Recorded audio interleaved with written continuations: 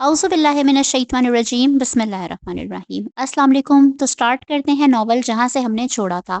सुमैरा अहमद की तहरीर है, सुमैरा हमीद की तहरीर है, बहुत ही खूबसूरत तवाफ़ इश्क। ये इख्तियार वाला देख लेगा, इसने यकीन की तर्जुमानी की। अजीज़ा इन दोनों से उम्र में छोटी थी। अपने घने बालों को वो दो हिस्सों में बांटकर बल देकर नीचे गिरा लगा लेती थी। खामोश रहती थी तो बहुत भोली भाली लगती थी, बोलती थी तो होश उड़ा देती थी।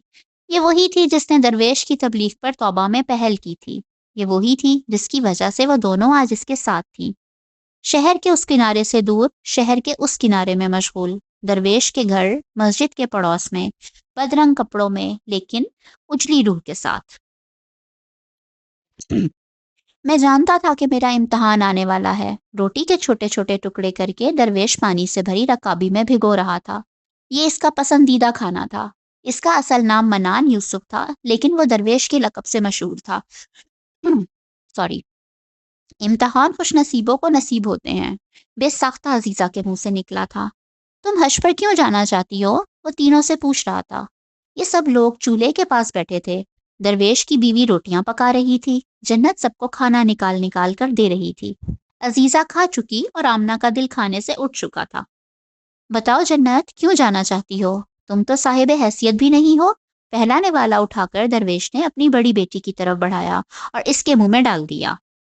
मैं साहिब चाहत हूँ दरवेश। अब जन्नत अपने लिए खाना निकाल रही थी। दरवेश ने गहरा सांस लिया। और तुम आमना क्यों जाना चाहती हो? फर्ज इबादतें जमीन के किसी भी हिस्से में अदा की जा सकती हैं। नमाज जमीन के किसी भी टुकड़े पर पढ़ी जा सकती है। पानी, पहाड़, सहरा, जंगल, बारिश, तूफान, गर्मी, सर्दी, रमजान के रोजे और जक़ात की अदायगी भी। लेकिन हज सिर्फ एक मुकाम पर अदा होता है। मैं इस एक घर जाना चाहती हूँ। तो तुम ज़ियारत करना चाहती हो? दरवेश ने दूसरा निवाला छोटी बेटी के मुंह में डाला। अल्लाह को इज्तिमा पसंद है, सफ़र और एहतमाम सफ़र पसंद है। हमारा चलकर, दौड़कर, बेताब होकर, बेकरार होकर आना, दुनिया के किनारों से निकलकर मरकज़ की तरफ भागना। क़यामत के दिन भी ऐसा ही होगा, है ना दरवेश? और तुम अजीज़ा? दरवेश अपना खाना ख़त्म कर चुका था। लंबे वक्फे के बाद वह अजीज़ा से पूछ रहा था। लब्बैक कहने दरवेश। वो इससे ज़्यादा, इससे कम कुछ नहीं कहना चाहती थी। दरवेश हजार बार पूछता, वो हजार बार यही जवाब देती। लब्बैक कहने। घुटने खड़े करके दरवेश ने सर को दीवार के साथ लगा लिया था। तुमने ऐसी बातें कैसे सीख ली अजीजा? वो जेरे लब बुड़बुड़ा रहा था। अमीरुल हज, अमीर कारवां, बरकत इब्ने मूसा को सर खुजाने की फुर्सत नहीं थी। 3 दिन बाद कारवाने हज की रवानगी थी। आज सुबह अंदलस से आखिरी काफिला भी आ चुका था। कारवान में हाशियों की तादाद 10,000 के करीब पहुंच चुकी थी। ये बिलाशुबा अब तक का सबसे बड़ा कारवां था। आलम इस्लाम में इस कारवां की रवानगी की जितनी धूम थी, अमीरुल हज पर इतनी ही ज्यादा जिम्मेदारियां थीं। कुछ हासिदीन जल रहे थे कि आलम इस्लाम का इतना बड़ा कारवान इब्ने मूसा की सरबराही में जा रहा है। कुछ दिल वाले खुश थे कि ये रुतबा इब्ने बरकात को हासिल हो रहा है। रात का आखिरी पहर था और वो मैदान कारवां में इंतजामात देखने में मसरूफ था। अनाज, जानवर, शाही दस्ते, दूर दूर तक हाजियों के ऊंट ही ऊंट दिखाई दे रहे थे। खेमे थे, घोड़े, खच्चर और कारवान का सामान था। वो ये सब देखकर फूले नहीं समा रहा था। इसकी सरबराही में जाने वाला ये दूसरा हज का कारवान हज था। पहले कारवान की वापसी पर मिस्र में इसका शानदार इस्तकबाल किया गया था। इसने बद्दुओं के हमले को बुरी तरह से पसपा कर दिया था। इसकी बहादुरी और शजाअत के डंके बजने लगे थे। मिस्र में वो मकबूल आम था। काहिरा में हर दिल अजीज था। लोग इससे मोहब्बत करने पर मजबूर थे। वो इनके दिलों का सकून बन गया था। बच्चे इसे देखकर अमीरुल हज बनने के ख्वाब देखने लगे थे। क्या आप मुझे अपने साथ हज पर ले जाएंगे? इसे रोककर बच्चे ये सवाल करना पसंद करते। लेकिन तुम अभी बहुत छोटे हो, वो घुटनों के बल बच्चों के गिर्द बैठकर जवाब देता। क्या अल्लाह छोटे बच्चों को अपने घर आने की इजाजत नहीं देता? बिल्कुल देता है, लेकिन तुम इतना लंबा सफर नहीं कर सकोगे। वालदा या वालदा के साथ जा सकते हो। वालिद कहते हैं कि वो गरीब हैं, वालदा कहती हैं वो गरीब की जौजा है। मैं दो गरीबों का मासूम बेटा हूँ, क्या करूँ अब? अब तुम दो गरीबों के अमीर होने की दुआ करो। बरकात इब्ने मूसा हंसे बगैर नहीं रह सका था। आप अमीरुल हज कैसे बने? गरीब बच्चे के साथ खड़े अमीर बच्चे ने पूछा। मैं मेरी वालदा हज करने के लिए गई थी और फिर वापस नहीं आ सकी। गहरा सांस, गहरी आह। آپ بدوؤں سے بدلہ لینے کے لیے امیر الحج بنے؟ والد کہتے ہیں آپ نے بدوؤں کو والد کہتے ہیں آپ نے بدوؤں کو مزہ چکھا دیا تھا۔ وہ ہنس دیتا، رونا چھپا لیتا۔ وہ ساری دنیا کے بدوؤں کو مزہ چکھا دیتا تو بھی والدہ کو واپس نہیں لا سکتا تھا، جو اس کی پیشانی چوم چوم کر اونٹ پر سوار ہوئی تھیں، پھر وہ فرشتہ اجل کے ساتھ پرواز کر گئی تھیں۔ ان دنوں میں وہ ہر روز کاروان کی واپس کی راہ دیکھا کرتا تھا۔ شہر کے جس کنارے سے اس نے والدہ کو رخصت کیا تھا، اس کنارے پر کھڑا ہو کر وہ انہیں خوش آمدید کہنے کے لیے بےتاب رہتا تھا۔ بیوہ ماں کے بچوں کے پاس انتظار کے سوا ہوتا ہی کیا ہے؟ دکھائی دینے والی ایک صورت، سنائی دینے والی بس ایک آواز، تسلی دینے والا بس ایک دل، ساری زندگی کا سرمایہ بس ایک ماں۔ یتیم بچوں کے دل کی ہر ایک دھڑکن ماں کے دل کی دھڑکن کے ساتھ دھڑکتی ہے۔ جس دن کارواں واپس آیا، وہ پاگلوں کی طرح کارواں کے پیچھے بھاگا تھا۔ سارا شہر استقبال کے لیے موجود تھا۔ وہ ایک ایک اونٹ، ایک ایک حاجی کو دیکھ رہا تھا، اور وہ ایک ایک اونٹ کی سم دیوانہ وار بھاگ رہا تھا، لیکن اسے اپنی حاجن والدہ کہیں دکھائی نہیں دے رہی تھی۔ سب حاجی اسے روک روک کر گلے سے لگا رہے تھے، اس کی پیشانی چوم رہے تھے، اس کی آنکھوں کے آنسو پوچھ رہے تھے، جو ماں کو دیکھنے کی تڑپ میں بہہ نکلے تھے۔ تمہاری والدہ بدوؤں کے حملے میں شہید ہو چکی ہیں میرے بیٹے، امیر الحج اس کے پاس آ کر اسے سینے سے لگا کر بتا رہے تھے۔ حج بھی اور شہادت بھی؟ اتنے سارے حاجیوں کے سینے سے لگنے کے باوجود، صبر کی اتنی زیادہ تھپکیاں ملنے کے باوجود، وہ پھوٹ پھوٹ کر رونے لگا تھا، زمین پر ڈھیر ہو کر، زمین کی مٹی سے مٹھیاں بھر کر۔ اب زمین کی ہر شے مجھ سے زیادہ خوش قسمت کہلائے گی، وہ چولہے کی راکھ اور سوکھی گھاس کا تنکا ہی کیوں نہ ہو۔ وہ روتا جاتا تھا، کہتا جاتا تھا، اس نے ہمیشہ حج سے واپس آنے والے دیکھے تھے، حج سے شہید ہو کر واپس آنے والے نہیں دیکھے تھے۔ دیکھا تو بس اپنی والدہ ہی کو۔ حاجیوں نے اس کی جھولی مکہ سے لائے تبرکات سے بھر دی تھی۔ امیر الحج نے اسے تحائف دیے تھے، لیکن دنیا میں ماں کا کوئی نعم البدل ہو سکتا تو پھر رونا ہی کس بات کا تھا؟ دنیا کے سارے خزانے اور سارے رتبے ایک ماں دے سکتے تو تڑپنا ہی کس بات کا تھا؟ وہ کبھی یہ نہیں سمجھ سکا تھا کہ جو لوگ بے ضرر ہوتے ہیں، انہیں ہی سب سے زیادہ ضرر کیوں پہنچتے ہیں؟ وہ اللہ کے راستے پر ہوتے ہیں، انہیں ہی کیوں تلواروں کے زخم ملتے ہیں؟ کیا بدو جانتے نہیں کہ حاجیوں کا کیا مقام ہوتا ہے؟ وہ کاروانے حج کو کیسے لوٹ سکتے ہیں؟ وہ بدوؤں سے پوچھنا چاہتا تھا کہ ایسی بیوہ عورت جس نے جوانی کو بڑھاپا کر لیا اور اکلوتی اولاد کی پرورش میں چکی پیس پیس کر رزق کمایا، ایسی عورت کو لوٹ کر، مار کر انہیں کیا ملا؟ کیا انہیں دکھائی نہیں دیا کہ اس کی پیشانی پر سجدوں کے نشان کتنے گہرے تھے، اور اس عورت کی عاجزی کیسی بلندی پر تھی؟ انہوں نے ایسی صابر عورت کو ہلاک کیوں کیا؟ 18 سال بعد وہ خود امیر الحج بن چکا تھا۔ یہ عام رتبہ نہیں تھا۔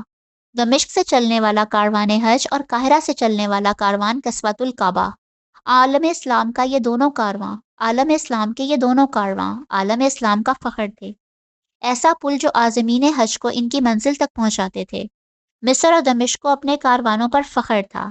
امیر الحج ہتھیلی پر جان رکھتا تھا اور خطروں کی شہرک پر تلوار۔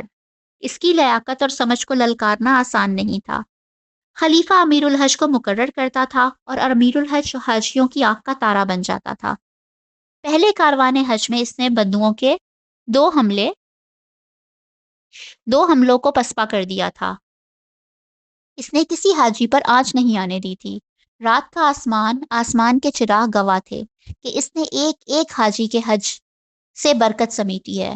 حاجی سفر کی جو داستانیں اپنے ساتھ لائے تھے، ان میں امیر الحج کی شجاعت اور لیاقت کی داستانیں سب سے نمایاں تھیں۔ دیکھتے ہی دیکھتے وہ مصر کی آنکھوں کا تارا بن گیا۔ خلیفہ اور سب بڑوں نے اس بار بھی کاروان کو اس کی سربراہی میں دیا تھا۔ اس کے نام پر اختلاف کی وجہ ہی نہیں بنتی تھی۔ درویش اسی امیر الحج کے پاس آیا تھا۔ وہ دونوں ایک ہی صف میں ساتھ ساتھ نماز پڑھ رہے تھے۔ مسجد میں حج پر جانے والیوں سے صفیں بھری ہوئی تھیں، اور درویش دیکھ سکتا تھا کہ عرب و عجم ایک جماعت کا حصہ ہیں۔ تم بلا شبہ خوش نصیب ہو امیر، تم پر خدا کی خاص رحمت ہے، رحم ہے میرا تو آپ رحم سے مبرا تو آپ بھی نظر نہیں آتے۔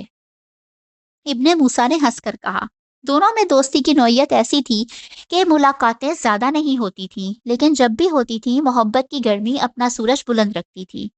دعا کے لیے ہاتھ مت گرانا امیر، پہلے میرے ایک سوال کا جواب دو۔ اللہ کو اپنا کون سا بندہ سب سے زیادہ عزیز ہوتا ہے؟ کوئی ایک بندہ تو عزیز نہیں ہوتا درویش؟ ابن موسیٰ حیران تھا کہ آج درویش اسے بار بار امیر کے لقب سے ہی کیوں بلا رہا تھا۔ وہ جواب دو جو اس وقت تمہارے دل میں ہے۔ جو خدا کے بندوں کو بلا تفریق تعظیم دے، نہ کوئی عربی، نہ اجمی، نہ کالا، نہ گورا، فوقیت بس عمل کی، باقی سب برابری۔ مجھے تمہارا جواب پسند آیا، تم سے اسی جواب کی امید تھی۔ کیا میری عمر کا لحاظ کر کے تم میرا ایک کام کرو گے؟ ابن موسیٰ نے کہا لگایا، آپ مجھے بار بار امیر کیوں بلا رہے ہیں؟ کیونکہ میری حاجت امیر الحج سے ہے، ابن موسیٰ سے نہیں۔ ابن موسیٰ میرا دوست ہے، اپنا دل بھی نکال کر رکھ دے گا۔ امیر الحج بھی آپ کے لیے دل نکال کر رکھ سکتا ہے، ابن موسیٰ نے سنجیدگی سے کہا۔ کیا آپ پھر سے حج پر جانا چاہتے ہیں؟ اس لیے آپ کو اتنا تردد کرنے کی ضرورت نہیں ہے۔ وہ ہنس دیا۔ میں آپ کے لیے سواری اور خرچ کا انتظام کر سکتا ہوں۔ میں 3 حصوں میں تقسیم ہوں، کیا تم میرے تینوں حصے لے جاؤ گے؟ 3 حصے یعنی 3 لوگ؟ ہاں، میں تینوں حصوں کو لے جاؤں گا، لیکن آپ کے یہ 3 حصے میری گردن پر زیادہ بھاری نہیں پڑنے چاہیے۔ اونٹ کے کوہان کی عظمت بلند ہے، لیکن امیر الحج اپنی حد سے آگے عظمت نہیں دکھا سکتا۔ عظمت اپنی حد سے آگے گزرنا جانا عظمت اپنی حد سے آگے گزر جانا ہی ہوتا ہے امیر، قربانی اسے ہی کہتے ہیں جو ابراہیم نے کی۔ بھلا بیٹوں کی گردنوں پر چھریاں رکھی جاتی ہیں کیا؟ حد میں رہ کر بھی کسی نے کبھی عظمت پائی ہے کیا؟ ابن موسیٰ لاجواب ہو چکا تھا۔ دیکھو، تم مسجد میں بیٹھے ہو، رحمان کے حضور موجود ہو، تم امیر الحج ہو، اپنے لفظوں سے نہ پھرنا۔ کسی کو زبان دے چکے ہیں آپ، ایسے پہلے کبھی اصرار نہیں کیا، نہ زبان دی ہے نہ عہد کیا ہے۔ ایک امتحان آیا ہے، اس پر کھرا اترنا ہے۔ آپ اور آپ کے امتحان درویش، اللہ والوں کو اپنی آزمائشوں کی بہت فکر رہتی ہے۔ فکر نہ کریں، آپ کسی ایک آزمائش میں ناکام ہو گئے تو بھی آپ گناہ گار نہیں کہلائیں گے۔ تم سے ایسی بچکانہ بات کی امید نہیں تھی۔ انسان زندگی کے صحرا میں بھوکا پیاسا اور در بدر پھرتا ہے، اور پھر اسے رب کی محبت کا میٹھا پانی پینے کے لیے ملتا ہے۔ کیا وہ دیوانہ وار اس کی سمت نہیں بھاگے گا؟ کیا چیز اسے روک کر رکھے گی؟ وہ جو بھی ہیں ان کے نام مجھے بتا دیں، میں اندراج کروا دوں گا، میں انہیں اپنے ساتھ ضرور لے جاؤں گا۔ درویش کی نظر مسجد کے ممبر پر ٹھہر گئی۔ تمہیں سچ بتانا ضروری بھی ہے اور میرا فرض بھی۔ وہ تینوں مصر کی مشہور طوائفیں ہیں، لیکن اب وہ تائب ہو چکی ہیں۔ امیر الحج نے بدو کی تلوار کا وار اپنی گردن پر سہا تھا۔ شہرک کٹتے کٹتے بچی تھی۔ اسے خوف آیا تھا، نہ تکلیف ہوئی تھی، لیکن اب اسے محسوس ہوا کہ اس کی شہرک پر ایک وار ہوا ہے۔ طوائفیں اس لفظ کا تھی، وہ تھی 6 مہینے سے وہ میرے ساتھ میرے گھر پر ہیں، رات دن چکی پیس کر محنت مزدوری کرتی ہیں، 5 وقت کی نماز پڑھتی ہیں، رمضان کے روزے رکھتی ہیں، تہجد گزار اور فکر و عمل پر مائل ہیں۔ وہ تفسیر قرآن۔ امیر الحج نے ہاتھ بلند کر کے درویش کو روکا۔ اسے ان کی دینی لیاقت جاننے میں کوئی دلچسپی نہیں رہی تھی۔ درویش، مسجد میں بیٹھ کر ایسی باتیں نہ کریں۔ میں نے ان کے نام بدل دیے ہیں، آمنہ، جنت، عزیزہ۔ کیا یہ نام مسجد میں نہیں لیے جا سکتے؟ درویش نے اطمینان سے پوچھا۔ گناہ ہو جانے پر اللہ انسان کو زمین کے کناروں سے باہر نکل جانے کے لیے نہیں کہتا، لیکن تم جیسا انسان کہتا ہے۔ امیر الحج بے یقینی سے درویش کو دیکھ رہا تھا۔ کیا آپ پاگل ہو چکے ہیں؟ آپ جانتے بھی ہیں کہ آپ کیا کہہ رہے ہیں؟ ہاں بالکل، میں جانتا ہوں کہ میں کیا کہہ رہا ہوں۔ انہیں اپنے ساتھ حج پر لے جاؤ، اس سے بڑھ کر کیا نیکی ہوگی؟ نیکی؟ کیا آپ یہ اہتمام میری نیکی کے لیے کر رہے ہیں؟ امیر نے طنزیہ پوچھا۔ طنز نہ کرو ابن موسیٰ، تم اس خاتون کے بیٹے ہو جو صحرا میں شہید ہوئی، جس نے 21 سال حج کی نیت باندھ کر رکھی اور محنت و مشقت کر کے تمہاری پرورش کی۔ تم اس خاتون کی اولاد ہو ابن موسیٰ، جس نے حج کا فریضہ ادا کیا اور شہادت کا درجہ پایا۔ تمہاری والدہ کی طرح انہوں نے بھی نیت باندھ لی ہے۔ بندگی کے صحرا میں وہ بھی اس میٹھے پانی کی طرف دوڑ کر یا چل کر یا رینگ کر جانا چاہتی ہیں، جس سے سرابی نصیب والوں کو نصیب ہوتی ہے۔ ان پر یہ حد نہ لگاؤ کہ مسجد میں بیٹھ کر تم ان کا ذکر سننا گوارا نہ کرو۔ ایسی نخوفت نہ دکھاؤ، اتنے تکبر کا مظاہرہ نہ کرو۔ ابن موسیٰ بری طرح سے جزبوز ہوا۔ وہ سمجھ گیا کہ درویش اب اسے ابن موسیٰ کے نام سے کیوں بلانے لگا ہے۔ اب وہ اسے کارواں کا امیر نہیں سمجھ رہا، ایک عام انسان سمجھ رہا ہے۔ اس نے اس کے عہدے سے برخاست کر دیا ہے۔ درویش، میری بات کو سمجھنے کی کوشش کرو۔ میں امیر کارواں ہوں، خلیفہ نہیں۔ آپ اچھی طرح سے جانتے ہیں کہ کاروان حج کے ساتھ قصوۃ الکعبہ اور کلام پاک جا رہا ہے۔ عالم اسلام کو اس کارواں پر فخر ہے۔ مصر کے نیک سیرت اعلیٰ حسب نسب کے بچے منتخب کیے جاتے ہیں، انہیں حافظ قرآن بنایا جاتا ہے، پھر وہ غلاف کعبہ کے لیے کپڑا تیار کرتے ہیں۔ یہ وہ بچے ہیں جن کے منہ سے کبھی کوئی گالی نہیں نکلی، جن کے والدین نیک چلن ہیں، عالم ہیں، شاکر ہیں، صابر ہیں۔ میں یہ سب جانتا ہوں ابن موسیٰ، ابن موسیٰ، تم مجھے یہ کیوں بتا رہے ہو؟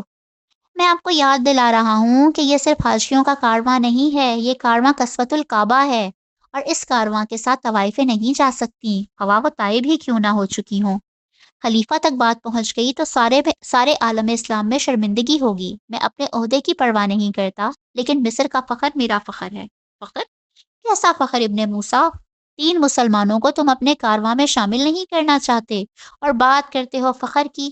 وہ توبہ کر چکی ہیں، جسے تمہارا رب قبول کر چکا ہے۔ تمہیں قبول کرنے میں کیا عار ہے؟ تم اللہ کے حکم کی خلاف ورزی نہیں کر سکتے۔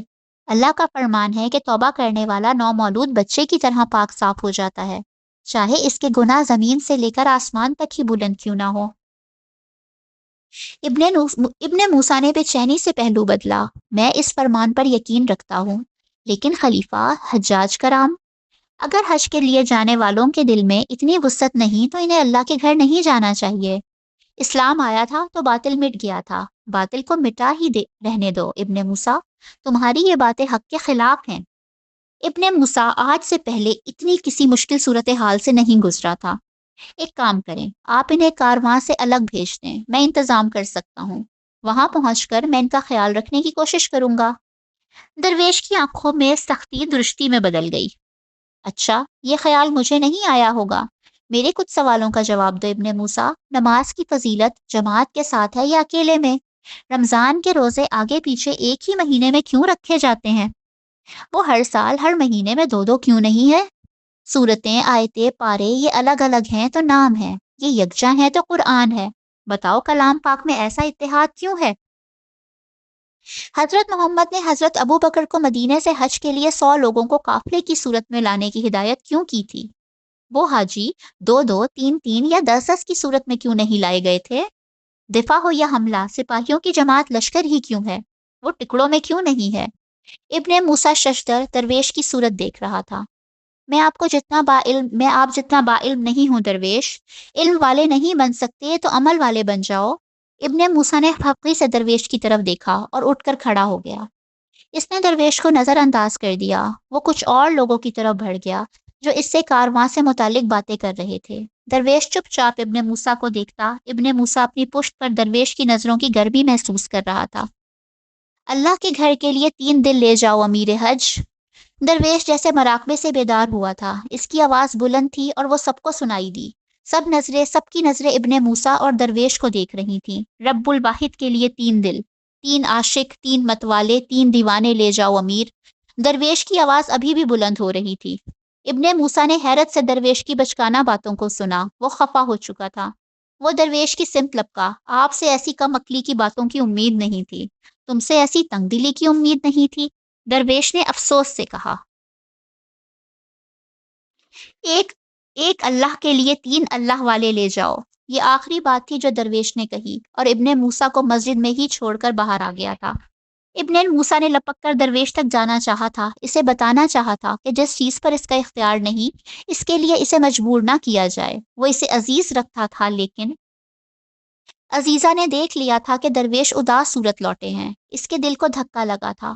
درویش کے شہر میں بہت عزت تھی، انہیں انکار کرنا مشکل تھا، اور اگر انہیں انکار ہو سکتا تو اس کا مطلب صاف تھا کہ وہ مر کر بھی حج پر نہیں جا سکتی۔ ایک دم سے انہیں احساس ہوا کہ توبہ کر کے وہ رب کے قریب تو ہو گئی ہیں، لیکن مخلوق سے آج بھی اتنی ہی دور ہیں۔ آسمان پر ان کے گناہوں کے اعمال نامے پھاڑ کر مٹا دیے گئے ہوں گے، لیکن لوگ سب یاد رکھیں گے، ان کے نام بھی، ان کے گناہ بھی۔ انہیں معاف کر کے اللہ تو انہیں عزت اور رتبہ دینے والا ہے، لیکن مخلوق کے دل کا میل دھلنے والا نہیں ہے۔ انسان، اس کا دل رائی کے دانے سے چھوٹا ہے، اور یہ انسان اپنا دل بڑا کرنے والا نہیں ہے۔ ہمارا حسب نسب اور ہمارا ماضی ہمارا پیچھا نہیں چھوڑے گا۔ چکی پیستے ہوئے جنت زیر لب بڑبڑائی تھی۔ درویش کی بیوی کم گو تھی، لیکن اس نے تسلی بخش نظر جنت کی طرف اٹھائی تھی۔ تم نے تو شکایتیں کرنا شروع کر دی ہیں، اس نے نرمی سے کہا۔ کیا امیر الحج نے اس لیے انکار کر دیا کہ ہم آمنہ پوچھے بغیر نہیں رہ سکی۔ آگے کچھ نہ کہنا آمنہ، میرے دل کو تکلیف نہ دو، میں ایسی زمین پر آباد ہوں جہاں حق کی روشنی تو پہنچی ہے، لیکن اس روشنی پر ابھی تک اندھیرے غالب ہیں۔ آج بھی لوگوں کی وہی سوچ ہے جو اسلام آنے سے پہلے تھی۔ جن باتوں کو جاہلیت قرار دے دیا گیا، ان کے نام بدل کر لوگوں نے انہیں قاعدے قانون کا نام دے دیا۔ حق تو آ گیا لیکن دلوں کا باطل نہیں مٹا۔ آمنہ خاموشی سے اٹھ گئی، نہ اٹھتی تو پتہ نہیں کتنے اور سوال پوچھ لیتی۔ وہ شوخ و چنچل تھی، پیچھے جو کچھ چھوڑا آگے اس سے بڑھ کر پا لیا۔